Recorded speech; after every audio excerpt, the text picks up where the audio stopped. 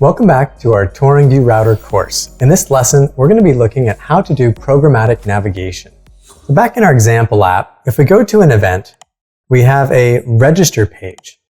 Eventually, we'll want to create a register form on this page. But for now, let's just implement a register button. And when we click that, we'll want to programmatically navigate back to the event page. Here in our example app, we'll go into our Views, Event, and open up the Register component. Inside here is where we'll want to add a button. When clicked, we'll call the Register method, and the button will read Register Me. Then inside Methods, we'll create the Register method, and it's in here where we want to send our form information to our API, and if our user is registered successfully, then redirect to Event Details. Since this lesson is focused on programmatic navigation, I'm not going to write out all the API code here. We're just going to assume the API call is successful. And when it's successful, how do we trigger navigation programmatically? Well, we can do that with ViewRouter by writing this.$router.push and specifying the router name we want to redirect to. The push method navigates the user to this location, and then we specify the route, here sending in the ID. Notice this is the same object we use with router link. Before we try this out in the browser, we're going to take a look back inside of our router file. Notice we have two nested routes here, Event Details and Event Register. Both of these components require an ID parameter, which will be used by default when navigating. Since we're inside the Register component, and we're pushing our navigation to our Event Details component, we don't need to specify the ID. It'll get populated by default. And inside our browser, when we click this new Register Me button, we are properly redirected to our Event Details page. Let's see that one more time. Here's the button, and there's the programmatic navigation. It might be nice to also give our user some sort of notification to let them know they're registered when they arrive back on the Event Details page. And I'll show you a creative way to do that in a future lesson. It's worth noting that when you call router link, it's calling this.$router.push from inside the router link definition.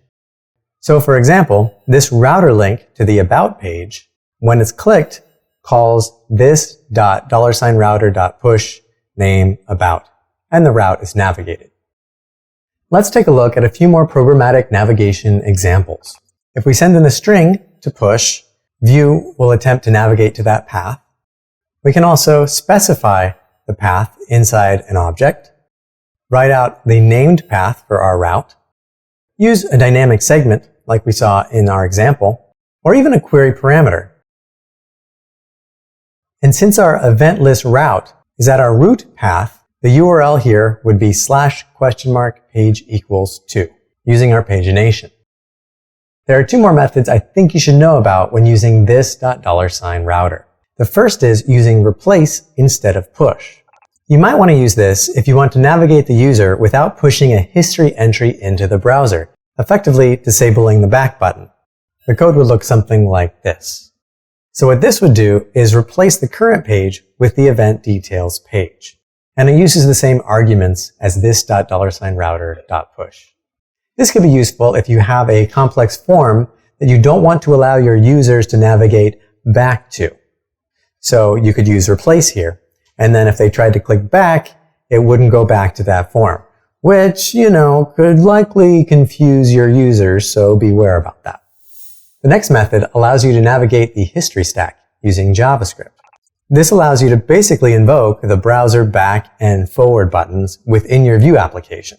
If I run this.$router.go1, it's going to navigate forward, just like our browser's forward button. If I use this.$router.go.1, it'll go backward, just like your browser's back button.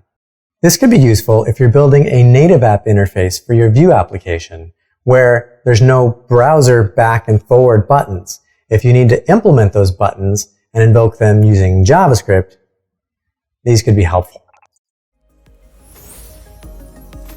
Thank you for watching. Be sure to check out the View Router documentation for more examples.